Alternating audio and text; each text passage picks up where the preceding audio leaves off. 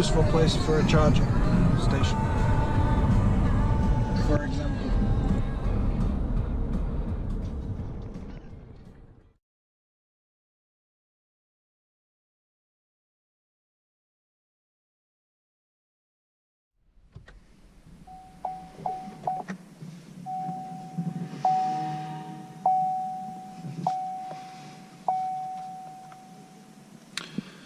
Okay, so 0 at the trip meter, ready to start a brief journey to Syracuse, New York, 300 miles, a little bit of driving this morning, but basically fully charged.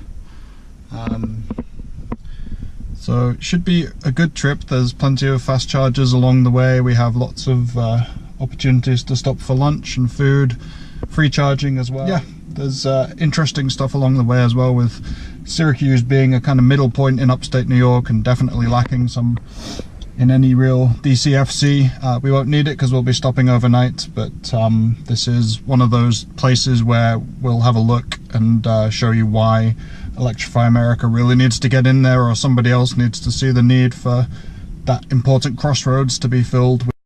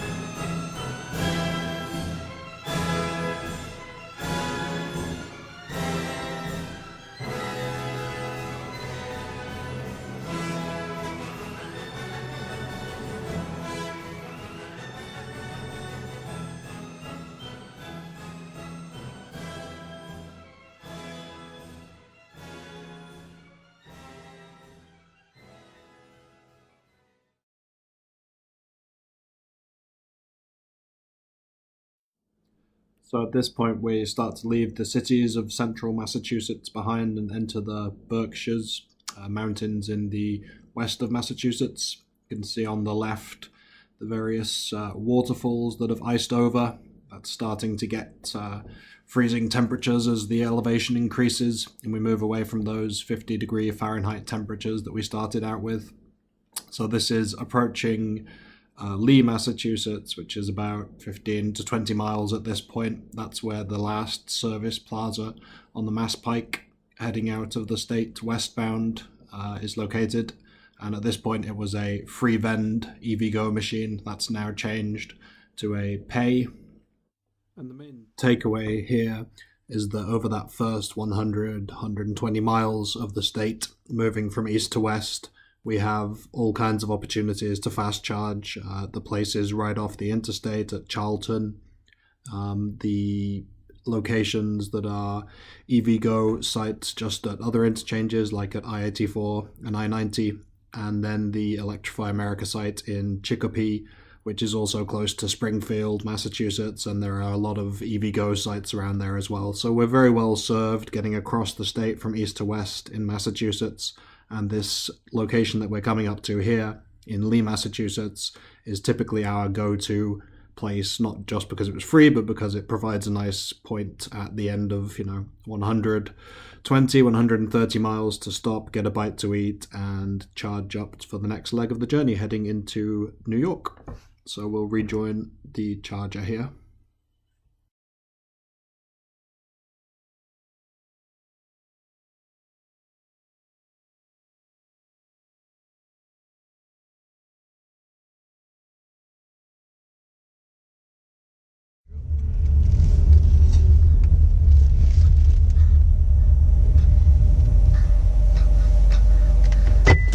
That looks just like a car. Yep.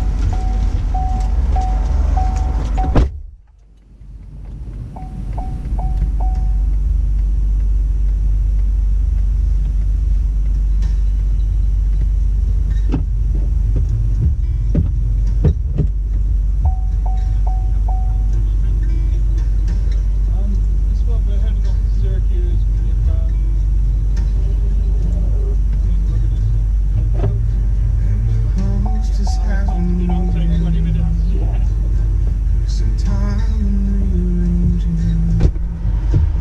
What did you say to him? Okay, so here's a good counterpoint to my winter charging video the other day. We arrived in here with 25% or less state of charge. It is cold, maybe not quite below freezing, 35 degrees Fahrenheit, but straight away here we've kicked into the 34 kilowatt charge rate that it took 40 minutes, 35 or 40 minutes to get the other day from a cold battery. So if you drive a couple of hours, you're obviously you pull in, your battery has been used heavily, it's warmed up, and you get that peak or that decent charge rate right away. So we're here having traveled 132 miles almost, used 45.6 kilowatt hours, a little bit of climate settings, but mostly driving and accessories because we started off at 50-degree temperatures, so that's been pretty good. And also efficiency is not so great here, but we had a trip of two halves really, traffic and a crash slowing us down for the first half, where the efficiency after about 50-60 miles was closer to 3.5 miles per kilowatt hour, and then kind of blitzing it after that with no real hold-ups, and that went down to 2.8 miles per kilowatt hour, but still on for a good I think it's around 200 miles on the charge. This should stick at that 35 kilowatt rate for a little bit, and hopefully it'll pump up a little bit. It says we're on 100 amps at 356 volts, 25% state of charge, and 5 minutes gone, so not looking too bad. Charged to 80%. About an hour break. Leaving Lee, Massachusetts at 2:20.